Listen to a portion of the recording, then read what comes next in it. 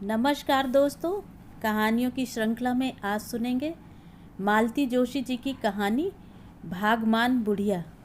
लेकिन उससे पहले मेरा आपसे विनम्र अनुरोध है कि अगर मेरे द्वारा सुनाई हुई कहानियाँ आपको अच्छी लगती हैं तो मेरे चैनल को सब्सक्राइब ज़रूर करें, लाइक करें और अपने दोस्तों और परिचितों में शेयर भी करें। बेल आइकन दबाना बिल्कुल भी ना भूलें। आज सुनिए भागमान बुढ़िया। घड़ी का कांटा 10 को पार कर चुका था और जमुना का अब तक पता नहीं था। मैंने पेन मेज पर रख दिया था और मेरी एक आंख घड़ी पर और दूसरी खिड़की पर टंग गई थी। दिमाग में कहानी का एक खूबसूरत मोड़ चक्कर काट रहा था, पर सिंक में पड़े बर्तन मुझे पुकार रहे थे।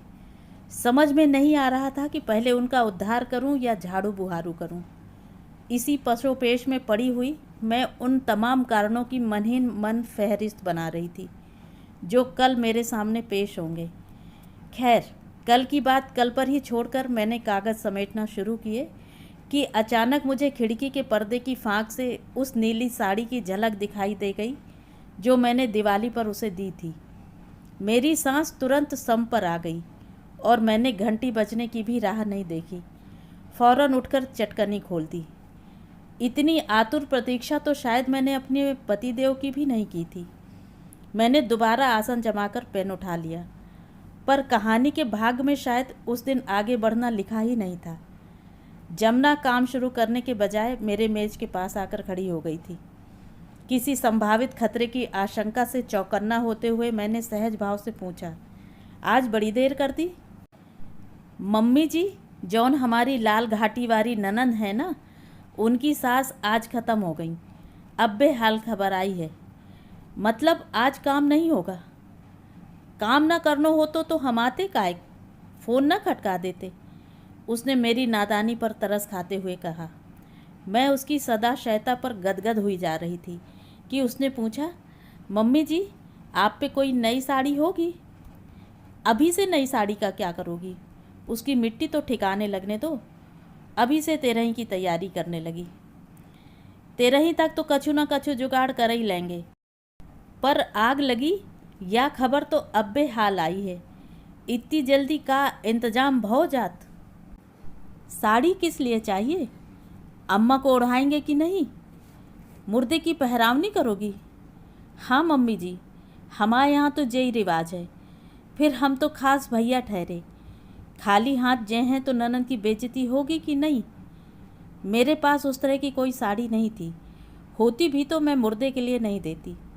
उसकी एवज में मैंने लंबा चौड़ा लेक्चर पिला दिया।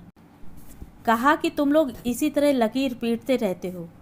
दुनिया चांद पर जा रही है और तुम लोग बाबा आदम के ज़माने के रीत रिवाज चलाए जा रहे हो, इसीलिए तो पनपते नहीं हो। तुम्हारी सारी कमाई मरण त्योहारों में ही फूक जाती है। वह निर्लिप्त भाव से मेरा भाषण सुनती रही और अपना काम करती रही। जाते हुए बोली, बगल वाली मैडम से पूछती हूँ, वे राखती हैं। दूसरे दिन उसने मेरा बीपी नहीं बढ़ाया और समय से आ गई, पर आते ही उसने काम शुरू नहीं किया। मेरी मेज के ठीक सामने ऊपर जाने के लिए सीढ़ियाँ हैं।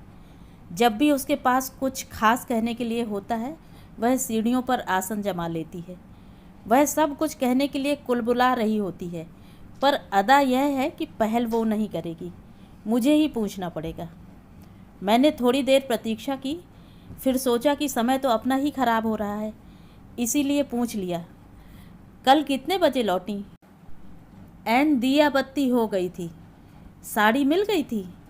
हाँ, बगल वाली से ले गई थी। 100 रुपया की लायलॉन वाली साड़ी खूब अच्छी थी।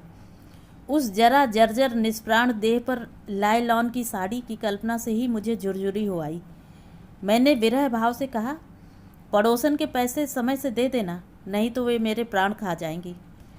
उसने मेरी बात अनसुनी करके कहा, मम्मी जी, डुकरिया थी बड़ी भागमान। कोई 20 तो साड़ियाँ चढ़ी होंगी, चादर और दोशाले अलग। क्या बात करती हो? सच्ची मम्मी जी, कैसे हमारे नंदेऊ 4 भैया हैं। बड़े के दोनों लड़का भी ब्याह गए हैं। सारे ही नातेदार आए थे और ऐसे में खाली हाथ कौन जाते है। 20 साड़ियाँ? बहुओं की तो मौज हो गई होगी। मुर्दे पर चढ़ी साड़ी कोई पहरत है का? वे तो सब जमादारिन को गईं। और जमादारिन भी इतनी साड़ियों का क्या करेगी? औने पौने दामों में बेच देगी। किसी दिन हाट बाजार से सस्ती समझकर तुम ही उठा लाओगी। उसने मेरी टिप्पणी पर ध्यान नहीं दिया। अपनी ही रौ में बोली, मम्मी जी सच में बुढ़िया बड़ी भागमान थी। अर्थी में बड़े बड़े लोग जुटे थे। कैसे कि हमारे नंदेऊ 4 भैया हैं। बड़े PW में हैं। हमारे नंदेऊ अनवर सिटी में हैं। 2 भैया मास्टर लगे। बड़े के 2 मोड़ा हैं, सो एक कंपाउंडर है, एक डिलीवर है। सबके दफ्तर के लोग आए थे। फूलन को ढेर लग गओ थो। गुलाब ही गुलाब हते। मुझे अर्थी की सजावट में कोई दिलचस्पी नहीं थी। मेरे दिमाग में तो साड़ियाँ घूम रही थीं। मैंने पूछा, अच्छा जमुना ये बताओ, मरने वाली के पास जीते जी कभी एक मुश्त इतनी साड़ियाँ थीं? अरे मम्मी जी का बताएं, एक पहरत थी, एक निचोड़त थी। 4 बेटे थे, फिर भी हाथ पांव साबुत थे। तब लो तुम औरन के काम कर लेती। नाश्ता पानी भी जुटत तो, और कपड़ा लत्ता भी। अब तो ऐन हालियत हो गई थी। 4 बेटे थे, फिर भी। अरे मम्मी जी 4 हों कि 40 हों, कोई राखे तब ना। 3 महीना बंधे थे, न एक दिन कम न एक दिन ज़्यादा। मरी किसके यहाँ? हमारी ननद के यहाँ। पता है सब लुगाइयाँ का कह रही थीं कि या बहू बहुत सेवावारी होगी, तबही तो ऊ की देहरी पर प्राण तजे हैं। सच्ची हमें तो सुनकर ऐसी आग लगी थी कि का बताएं। तुम्हें तो बल्कि खुश होना चाहिए कि तुम्हारी ननद की तारीफ हो रही है। आग लगे ऐसी तारीफ में। हमें का पतो नहीं आ कि कैसी सेवा करत थी। पेट भर खवात तक नहीं थी। हम जब भी जाते कहती, ए फलाने की बहू ने एक आम का अचार तो चखाइयो, मुझ के दिनन से खाओ नहीं आ। कभी कहती, गोभी आन लगी का मंडी में, गोभी आलू की तरकारी खावे को मन हो रहा है तो बनाकर खिलाई कि नहीं। राम का नाम लो मम्मी जी, ननद हमें जिंदा गाड़ न देती। कहती, बुढ़िया के पेट में बर्मा सुर आ गओ है का, कितो ही खवा दो, अगाते ही नहीं आ। न मुंह में दांत है न पेट में आंत, जीभ देखो कैसे लपलपात है। सच्ची इतना दुख होता था। हम कछु बच्चन के लाने ले जाते तो एक टुकड़ा डुकरिया को नहीं देती। वे हमसे कहती, ए फलाने की बहू हमारे लाने कछु नहीं लाई का। हमने सोच ली थी कि अब की जे हैं तो अम्मा के लाने 1-2 ना अलग से ले जाए हैं, पर क्या करें, मौका ही नहीं मिलो। पट्ट से मरई तो गई। और का बताएं मम्मी जी, 3 दिनों तक कथरी पर डली रही थी। क्यों? बिस्तर पे मरती तो गद्दा फिकतो कि नहीं। बाप रे, इतनी दूर तक तो मैंने सोचा ही नहीं था। वे शॉल दुशाले जो अर्थी पर चढ़े थे, पहले ही मिल जाते तो बेचारी चैन से तो मरती। बाकी बुढ़िया थी भागमान मम्मी जी, भरे दरबार से नाती पोतों के कंधे पर चढ़कर गई हैं। पता है उनके लाने सोने की सीढ़ी बनी थी, सीधे सुरग को जाएंगी। सोने की सीढ़ी वो क्या होती है? जिनके नाती पोता बाल बच्चेदार हो जाते हैं उनके लाने बनत है। झूठ क्यों बोले मम्मी जी, हमने तो सुनी भर थी, पहली बार देखी है। बिरादरी में पहली बार बनी है। बड़ी भागमान थी अम्मा, उनके लाने सोने की सीढ़ी बनी है। उस भाग्यवान बुढ़िया की तेरही भी खूब धूमधाम से हुई। जमुना ने दिल खोलकर ननद के ससुराल वालों की पहरावनी की। कहना न होगा कि इस आयोजन में मेरे बटुए में भी कई छेद हो गए। हमेशा की तरह इस बार भी मैंने रुपए बतौर कर्ज ही दिए थे, पर उनका लौटना मुश्किल है यह भी जानती हूँ। 2-4 किस्तों के बाद कभी होली, कभी दिवाली, कभी बच्चों की किताबें, कभी साल भर का अनाज, किस्तें टलती ही जाएंगी। फिर उसके रिश्ते में कोई शादी निकल आएगी या किसी के यहाँ नया मेहमान आएगा। जमुना का नया खाता खुल जाएगा। कभी कभी लगता है कि उसके लोकाचार निभाते निभाते मैं दिवालिया हो जाऊंगी। तेरही के दूसरे दिन वह समय से पधार गई और अपनी हॉट सीट पर जा बैठी। आज तो उसने मेरे पूछने का भी इंतज़ार नहीं किया और शुरू हो गई।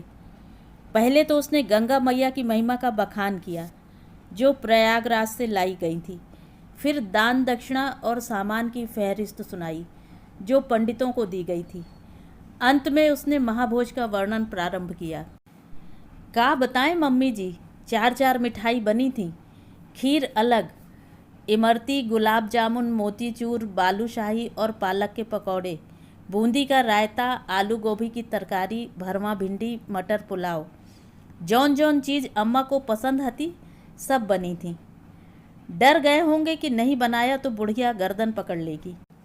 मेरी यह अभद्र टिप्पणी उसे जरा भी अच्छी नहीं लगी, पर मन में एक शंका का बीज तो डाल ही गई। बोली, अच्छा मम्मी जी, हम जौन चीज़ पंडितन को खवात हैं वो आत्मा को पहुँचत है का? यह तो मरने वाला ही बता सकता है जमुना। हमें तो इतना मालूम है कि अगर जीते जी खिलाया जाए तो उनकी आत्मा जरूर तृप्त होती। सच कह रही हैं मम्मी जी। सच बताएं, इमरती हमारे गले से उतरत नहीं थी।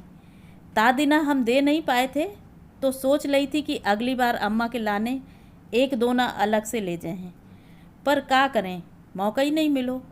पट्ट से मरई तो गई, पर बुढ़िया भागमान हती मम्मी जी, ज़्यादा दिन रोली घुली नहीं, अपनों पट्ट से मर गई। मुझे भी मानना पड़ा कि बुढ़िया सचमुच भाग्यवान थी। जिंदगी चाहे कैसी कसाले में बीती हो, मौत का जश्न शानदार रहा। भगवान ऐसी मौत सबको दे। तो ये थी कहानी।